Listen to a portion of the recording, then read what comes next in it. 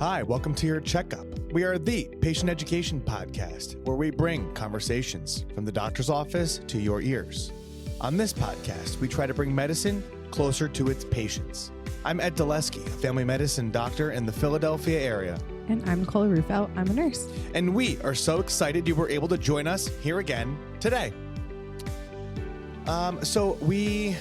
Let's see. 'Tis the holiday season. Oh my gosh. And whoop-de-doo. And dickory It's almost dock. Christmas. We had cookie day.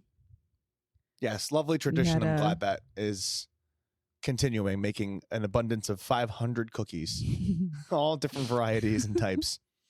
The cookie machine, the cookie gun. Cookie gun. The cookie gun was driving me a little crazy. Yeah, we used to have an older one too. And then it started acting up, so then we got this new one. I avoid the cookie gun. We don't get along. Yeah, that was great. A roast pork sandwich. I've never liked pork more than do as I say, not as I do. But especially with the cardiovascular episode coming your way, I've never liked it more than when MGA makes it. Yeah, it is really good. And it was just waiting for us when we got there. Always loved that. Not to take a total 180. So the last that people heard was last week when me and Mike were heading to the basketball game. Mm-hmm. And oh yeah, do you want to tell us about that? Yeah, that was an incredible experience. The pictures you sent were really cool. Yeah, so this phone can zoom really cool, but I had chills. I felt like a little kid watching a game, and we had awesome seats, and we were able to see him. And when he came out, who is him? LeBron, Mm-hmm. LeBron James. Heard of him? Have you ever heard of him? Possibly the most famous American. We'll talk about that. Actually, that's a good bit to talk about here. It was so cool. Got to see him hug Joel, and it was a great game to boot. And me and Mike went because it was the LeBron game. Probably the last time we'll see him live, I would assume. And lucky to have even done that. It's been a very long time ago. The man's been playing basketball for 23 years. So I think I've seen him one other time as a Cleveland Cavalier, but altogether amazing experience. We did see these three guys who seemed to have bought 2 seats, and there were 3 guys, and I'm not sure how they made it into the section, but they kept trying to connive their way into sitting with each other. Yeah. And there were 2 guys, and for the first half, the other friend who was sent off because all the seats filled up in the section. So only 2 of them could sit in a spot. And the third guy is standing on the stairs what do we do? The guy, he's I can read his lips. He's the guy said we can let them know they aren't sold out. They can get us other seats. We can all sit together. And the one guy, seemingly the ringleader, looks back from his seat and just shrugs his shoulders. So now this other guy goes and sits alone. Oh my God. And then they switch halfway through, and one of them stays in the spot altogether. And this other guy comes up, and of course there was an empty seat sitting next to me, and great seats, but he came and sat immediately next to me. Mm-hmm. And yeah, I was eavesdropping on his phone, and they were going back and forth about how mad they were. And I was it was a Lakers fan, of course. And I was you're literally here at this game. Relax. Also, now we're stuck in here like sardines. You couldn't have just sat with your buddies in a slightly different location. Oh my God. Yeah. No, that was, you don't do that. You sit with the people you came with. Also, why didn't you just buy 3 tickets? Yeah, that was my question. Mm-hmm. So that was the thought that I had. Yeah. Great experience though. Loved it. And he iced the game at the end. It was all him at the end. The young guys were trying to take care of it, but they knew. They just gave it to him. He is him. Anyway. He is him. He is him. Should we move on to the next thing before we go to Nikki's Corner? Sure. So we ask you, the audience, because people in my circles have been asking. This is not a question that has the right answer, by the way. Who is the most famous American? It's a big question. It's a big question. We would love to hear from you if you have a response. Wait, have you ever told me your answer? Who I think the most famous American I don't think you is? have. I don't think I have. I think George is an easy one. George Washington, that is. That's what I was thinking. Yeah. I think a lot about like most famous American, like ever of all time. That's a lot of people. It's a lot of people. So I feel like we got to go like back to the beginning, Like, is it your most famous because of the time you were famous? Most famous because most people because you're on a dollar bill and everyone knows who you are? Are you the most famous American because other people in the world know who you are? Right. I mean, chopping down a cherry tree. Yeah, I was going George. Eddie was telling people in some of our other friend circles some not so savory answers that I was saying. I was telling little fibs. But you were not saying them. Careful what you speak. I can edit this in any way I'd like. No, it was just for the bit. But the best part was that someone took it and ran with it and, proclaimed it out to a group of people who we kind of recently met at a dinner party, at a cookie exchange. Oh, took what you said? Yeah. I know. She took it seriously. And then some people were like, he's messing with you. You know that, right? And she was taking it up with you. She's like, how could that have been your answer? Yeah. That doesn't make any sense at all. He's not even American. So it was good. I was really happy with that. I think it's George. This is the tough one. I also think of Abe. Ending slavery is a big deal. That's a big one. Yeah, that was a big one. Civil War. Let's see. And then there's the modern answers. But I think it's unfair because social media exists. Mm-hmm. MLK, the big one. Mm. Marco Polo. No. I know that was a joke. He was not an American. Wasn't even American. No. Was he a Spaniard or Italian? I forget. It was a fun pool game. I always get a little worried about hitting the side. Mm. Chipping a tooth or something. Like you're whilst in the middle of Marco Polo and you hear polo in the distance and then bang, chip tooth. Never happened to me, but always a lingering concern. Don't play a lot of Marco Polo. Who else? You can reach out to us if you are a loyal listener who's in close contact to us, or you can send us an email about who you think the most famous American is. We're going to settle on George Washington, I think. But, Marie Curie. No. Oh, my God. All right. No. So why don't we transition? Why don't we go to Nikki's Corner? Okay, this one's going to be a fun one today. All right, this is definitely going to get me. It'll be an interactive Nikki's Corner, actually. Oh, cripes. So since we're near the end of the year and Spotify has their Wrapped and oh God, all the things, did you know that you can ask chat what did you learn from me this year? Or based on everything you know about me, what did you learn from me this year? And then it'll give you. Yeah. So I want you to do it. Oh, okay. And then so I did it the other day, and then it tells you things that it learned about you. And then you can, and then separately you can ask it, what is the most unhinged question I've asked you this year? All right, let's do it. So what am I, based on everything you know about me? Yeah. Or I just said, what did you learn about me this year? Based on everything you know about me, comma, what did you learn about me this year? Oh my God, this is kind of terrifying. We're doing this live.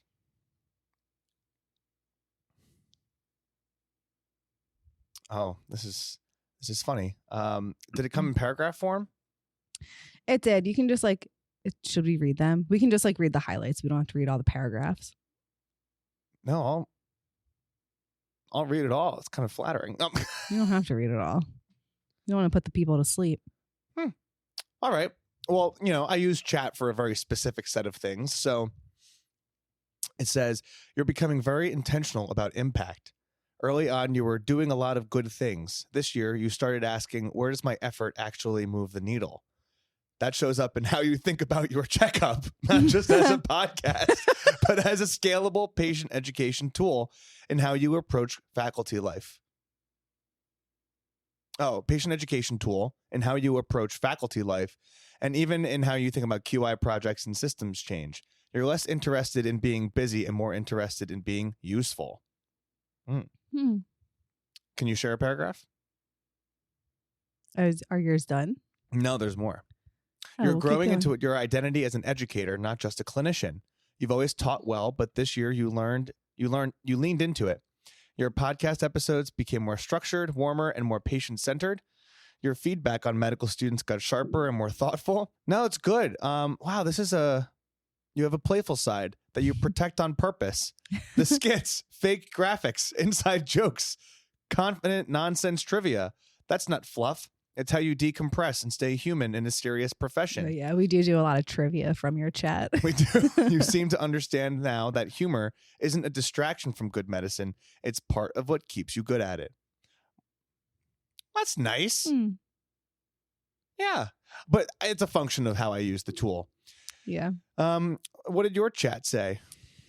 Mine said, well, the first one obviously was about Ollie. Kind of. It said you care deeply about the people and pets that you love. I'm not going to read the whole paragraphs. You value meaningful relationships, not performative ones. You're thoughtful with your words. You're emotionally perceptive and reflective. You have a strong sense of self-respect. You appreciate creativity and the little joys. You show up for others.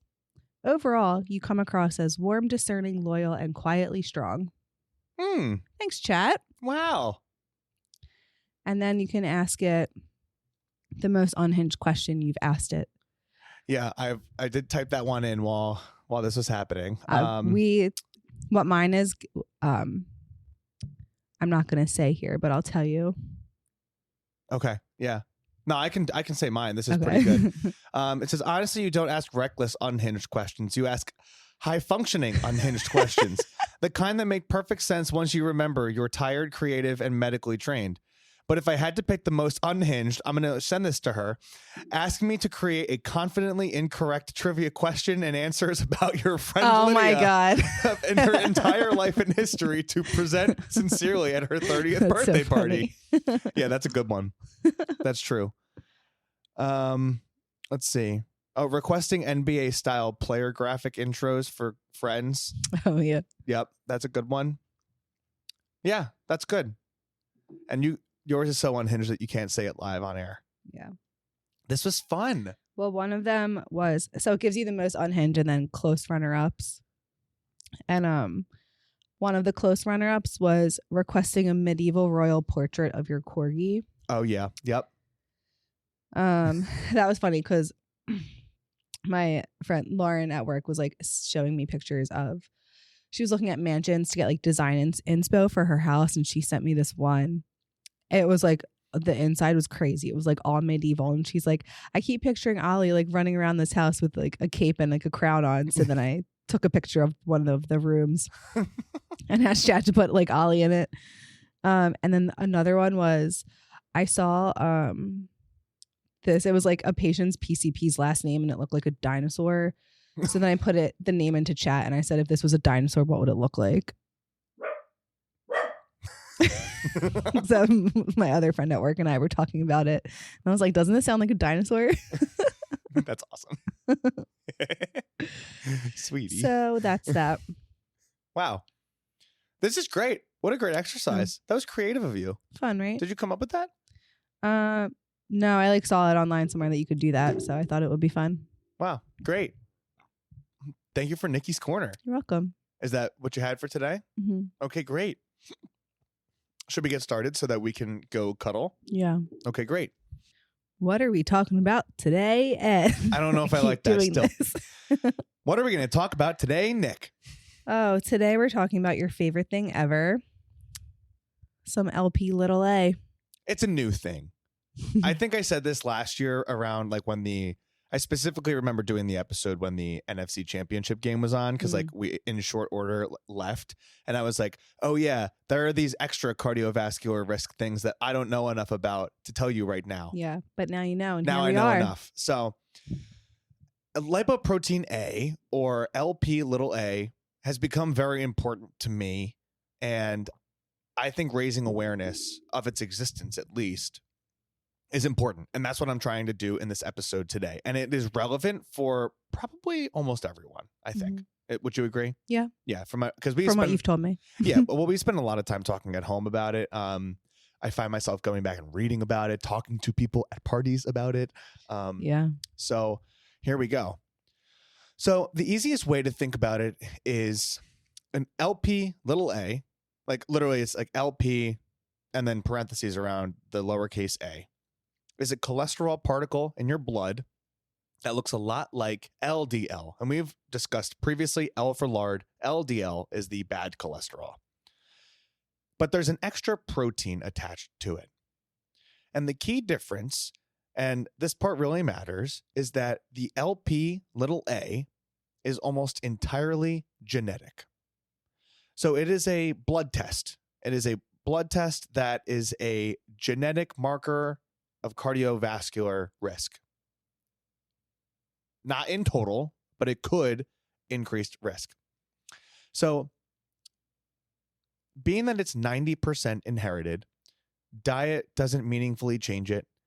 Exercise doesn't meaningfully change it. Weight loss doesn't meaningfully change it. So if you have a high Lp(a), it's not something that you caused. It's something that you were born with. And for a lot of patients, that thing can be reassuring in and of itself. So this comes up with like, why the heck is this guy talking about this? Why do we care about this number, right? So Lp(a) is a direct, independent risk factor for heart disease and stroke, even when everything else looks good. And when I say independent, I mean on its own, in a separate bucket. So what we know from large studies is that probably about 20 to 25% of people have an elevated Lp(a). Once levels are above 50 milligrams per deciliter, cardiovascular risk starts to rise. For every 50 nanomoles per liter, or 20 to 26 milligrams per deciliter, the risk of heart attack goes up by roughly 10 to 15%. That's for every 20 to 26 milligrams per deciliter on that number. And the people in the highest 5% of Lp(a) levels can have 1.7 to 3 times the risk of heart attack or aortic valve disease compared to people with low levels. Well, I'll try to paint this picture for you because this is an incredibly big deal, but sometimes it can maybe feel a little bit more real in a story because many of these people who have this look low risk on paper. I'll give you 2 scenarios. A 21-year-old coming in for a sports physical who I learned about this, so I started doing cholesterol screening. It's reasonable to do a screening for familial hypercholesterolemia, which is, I'm going to say that out loud because it's important to know that those people have very high cardiovascular risk, on average having their first heart attack by the age 45. That's crazy. So we look at labs to make sure that people don't have that. So after learning this, I screened this guy, 21-year-old, like I would anyone else. His Lp(a) came back over 200. Yikes. Right. So I messaged my friendly cardiologist in the neighborhood and I was like, I have another one. Am I really going to think about doing something with this guy? And he's like, yeah, there's a lot to do for him this needs to get started right now. And he had no family history, which is terrifying. But then there was a 38-year-old woman came in. She did have a family history and of like maybe early cardiovascular disease. And we'll talk about what that exactly means. She also had one over 200. That was the first time I saw this and I was ordering this and I was like, oh my God, I didn't actually expect this to happen. So I messaged that cardiologist. This was the first time. And he was like, yep, let's get this patient locked and loaded and start doing a lot of things for them. I was like, wow. And then I came home and told you about it. Did you? I mean, we'll get back to the script and all, but had you heard about it before I came back and told you about this? No, I haven't. And now I'm really curious about what mine is. Yeah, that's something. So, these people, mind you, this person had like an incredible, both of them had incredible cholesterol profiles, like low LDL, high HDL. And then we found this elevated LP little a. And people at the top risk, people with the highest LP little a's, have similar cardiovascular risk to people with familial hypercholesterolemia, is what I've been reading. That's intense. So some of this might be helpful to understand like what LPA actually does. So when I explain it, I usually describe LPA as a very sticky cholesterol, and it can cause problems in two ways. It builds plaque in the artery walls, much like we understand LDL does, and it interferes with the body's natural clot dissolving system. So in that way, it both increases plaque buildup and clot risk, which is why it's so closely related to heart attacks, strokes, and aortic valve disease.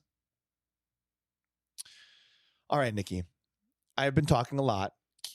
All right, Eddie, tell us who should be tested for this level. Well, a lot of medical organizations, like specifically the American Heart Association, is now recommending that everyone get an LP little a at least once in their lifetime. And the good thing is LP little a stays stable throughout the lifetime. So it quite literally is a one-time thing. And like we talked about, nothing you can do can change that specific number, but you can do a bunch of other stuff. And we're going to talk about that. It's like you can't make it better if it's high. Correct. Can't make it worse if it's low. Correct. Exactly. Mm-hmm. It just is what it is. Mm-hmm.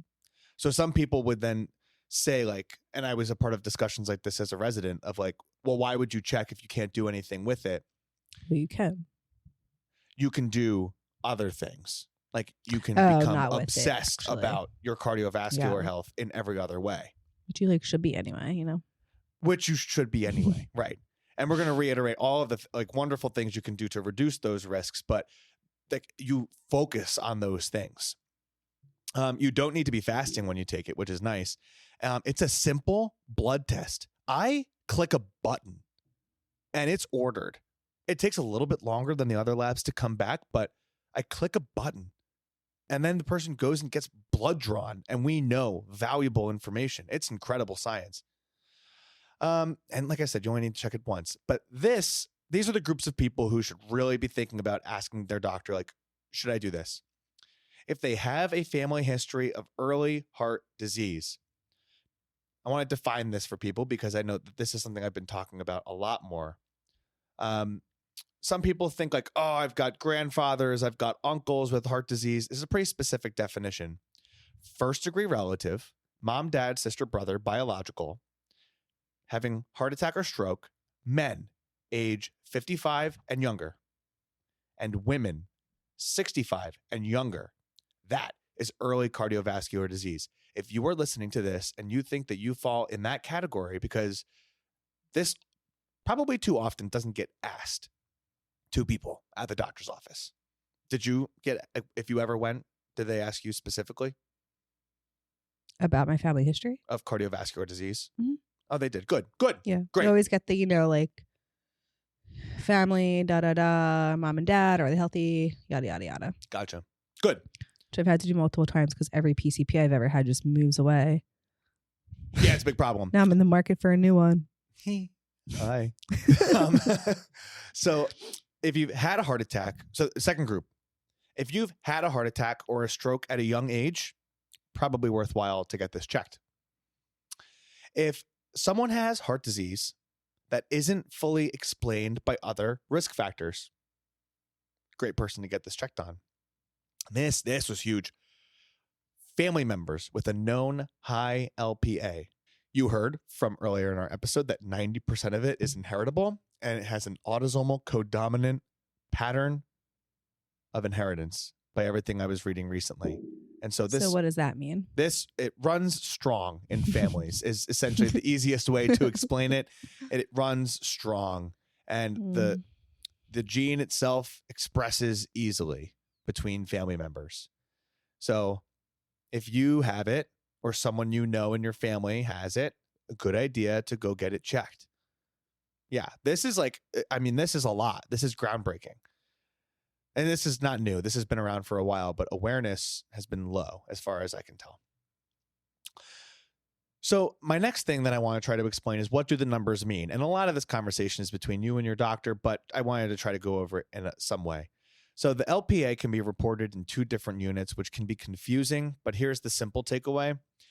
Anything above 50 milligrams per deciliter is high risk, or increased risk rather, or the equivalent of that is roughly to 100 to 125 nanomoles per liter. That's more of the chemistry mindset of describing a concentration of something. These thresholds are generally considered elevated and they increase cardiovascular risk, and you and your doctor will decide what to do with those numbers when they come back. Okay. So we kept teasing that we're going to talk about all of the things you can do. We're going to add this to our collection of cardiovascular risk episodes that we already have 3 others of, but this is the part that can commonly be frustrated or misunderstood. We've said a lot, right? That you can't make the LPA lower. So right now, there are no approved medications specifically designed to lower LPA. This is actually a huge reason I send some of these people, the 2 I've met, who have these numbers that are so high, to cardiologists to be able to keep up with this, right? And look at the clinical trials when things come out. Fair? Yeah. So then the idea though is that you can look at every other thing. So this means that you can lower LDL cholesterol targets.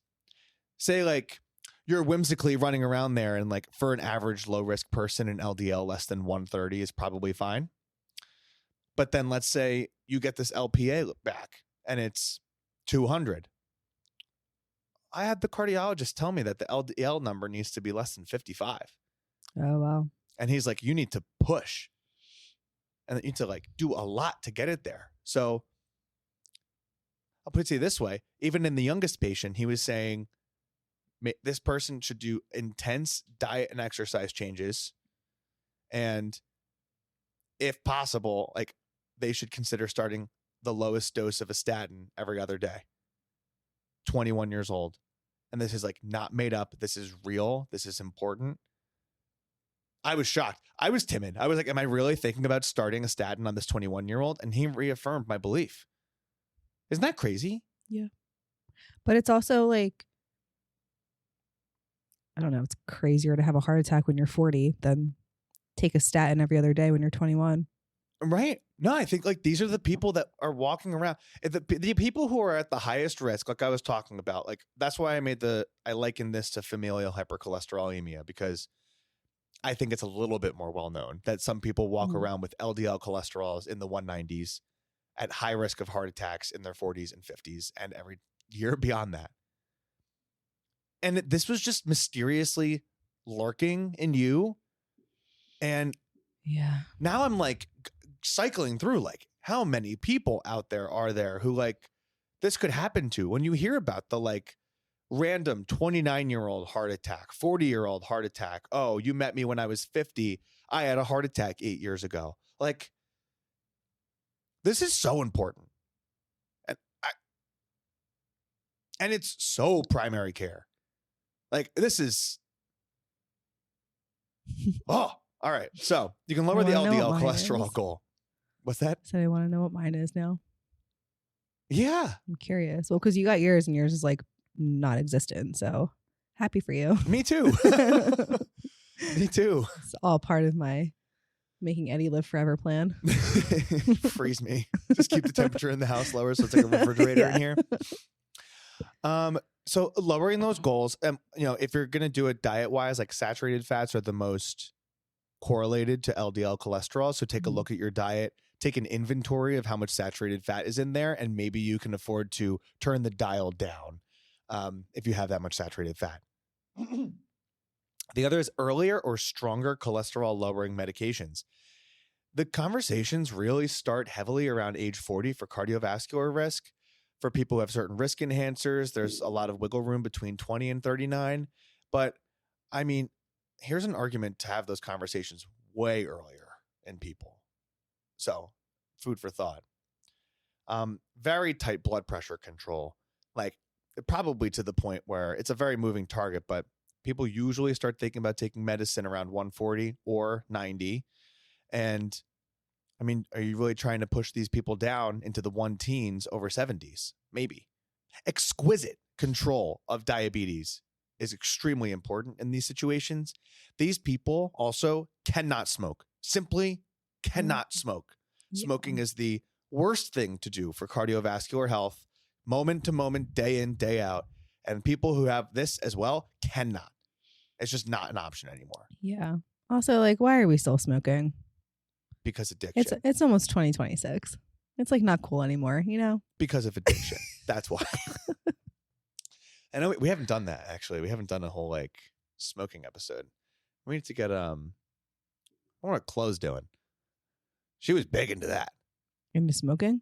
No, like smoking cessation. Yeah. Oh, she worked at the worked at the lung center at Temple. I thought even she was big into smoking. I'm like, I've literally never seen her smoke. No cigarettes there. She like did this. She was big into that.